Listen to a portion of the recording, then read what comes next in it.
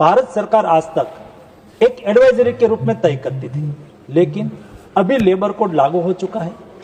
Minimum wage को state government माने भी ना माने भी कोई लीगल बैकिंग नहीं था, लेकिन अभी जो लेबर कोड में ये प्रावधान करा गया है कि देश में एक फ्लोर वेज तय करा जाएगा, नीचे कोई नहीं रख पाएगा, ताकि हमारे देश के वर्कर्स की वेतन की सिक्योरिटी मिले। प्लेटफॉर्म वर्कर्स को आइडेंटिफाई करके उसको सोशल सिक्योरिटी कैसे दी जाए, ऐसा तय करने वाला कोई देश है दुनिया में तो पहला कानूनी प्रावधान से गिग वर्कर्स को रिकॉग्नाइज करके उसकी डिफिनेशन तय करने वाला देश भारत है। बहरहाल माननीय मंत्री महोदय से एक सीधा सा सवाल है, और वो सवाल है कि गिग और platform workers after disruptions in informal economy and there is a boom in gig economy, so how can you explain the vastness of this unorganized sector by providing a 5-year-old data? Moreover, we have e-Shram portal. What is there to ensure that all domestic workers and home-based workers are getting registered in it? Honorable Minister. Chairman sir, माननीय सदस्य ने अपने प्रश्न में कहा है कि उत्तर भ्रमित करने वाला है। उत्तर बिल्कुल भ्रमित करने वाला नहीं है, उत्तर स्वयं स्पष्ट है और देश में एम्प्लॉयमेंट बढ़े, सोशल सिक्योरिटी सुनिश्चित हो, उसके लिए हमारी सरकार अग्रता से काम कर रही है। माननीय सदस्य का प्रश्न का मूल उद्देश्य ये था कि देश में अनऑर्गेनाइज्ड सेक्टर के कितने वर्कर्स हैं जो असुरक्षित है। मैं उसका उत्तर आपके द्वारा माननीय सदस्य को देना चाहूँगा कि अनऑर्गेनाइज्ड सेक्टर के पहले तो कोई रजिस्ट्री ही नहीं थी। हमारी सरकार ने ई-श्रम पोर्टल बनाया और आज 31 करोड़ अनऑर्गेनाइज्ड सेक्टर के श्रमिक ने स्वयं ने अपना एनरोलमेंट करा है।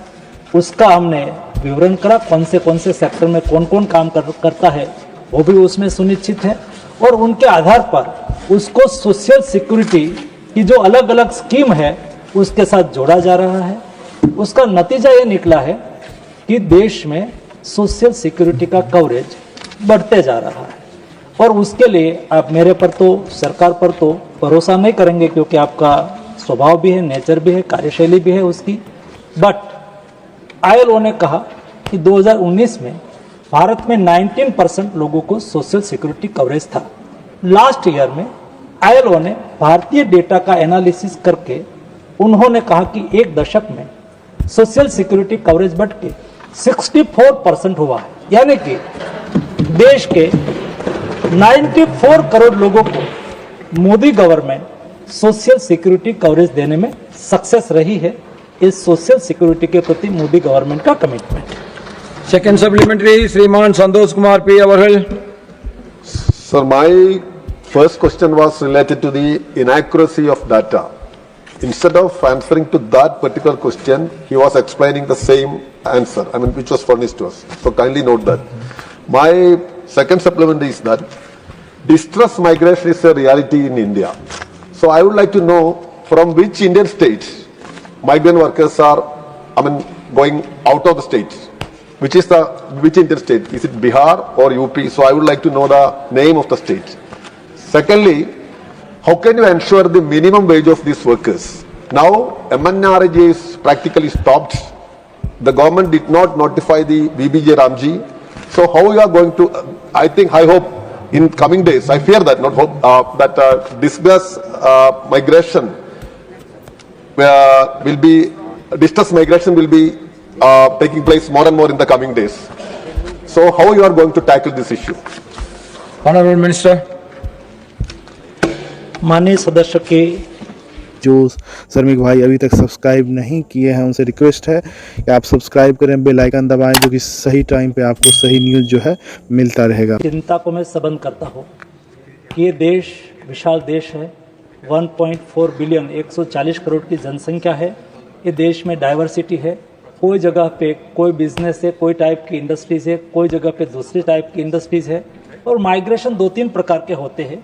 एक डिस्ट्रिक्ट से दूसरे डिस्ट्रिक्ट में भी माइग्रेशन होते हैं, एक स्टेट से दूसरे स्टेट में भी माइग्रेशन होते हैं, और जब एक स्टेट से दूसरे स्टेट में माइग्रेशन होता हो तो ऐसी स्थिति में जो हमारे वर्कर्स माइग्रेट होकर जहां काम करने के लिए जाते थे उनकी कोई रजिस्ट्री नहीं थी और किसी को पता भी नहीं था।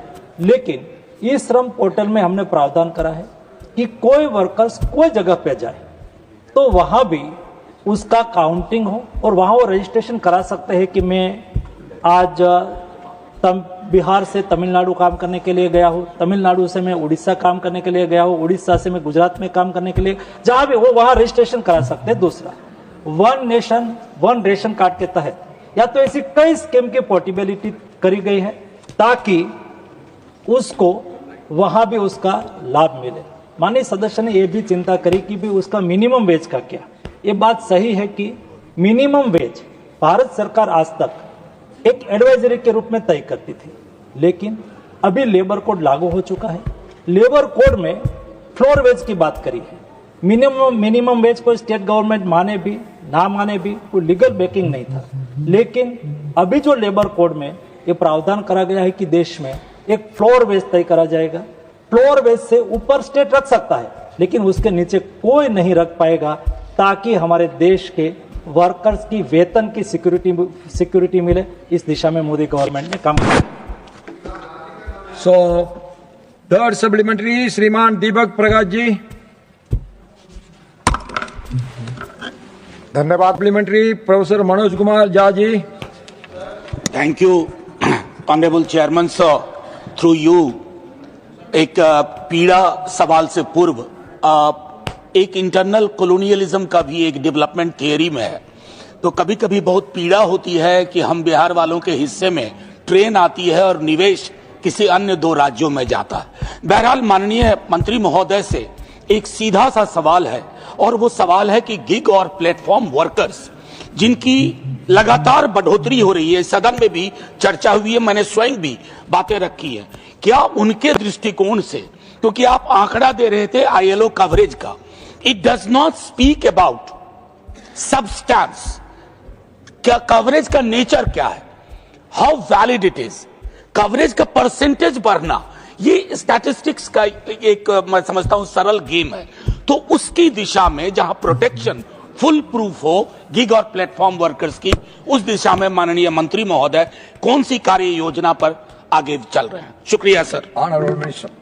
मनोज भाई हमारे मित्र है और उन्होंने कहा कि मैं मंत्री जी को सीधा क्वेश्चंस पूछता हूं तो मैं माननीय सदस्य को सीधा रिप्लाई करता हूं कि गिग एंड प्लेटफॉर्म वर्कर्स के लिए आज तक दुनिया में गिग एंड प्लेटफॉर्म वर्कर्स की डिफिनेशन फिक्स नहीं हुई है, लेकिन भारत ने पहली बार गिग एंड प्लेटफॉर्म वर्कर्स के लिए डेफिनेशन तैयार करी।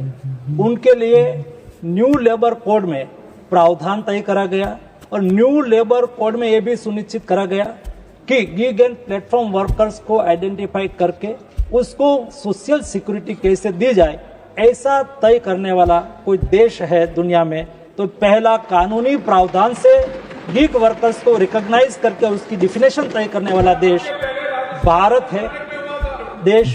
है।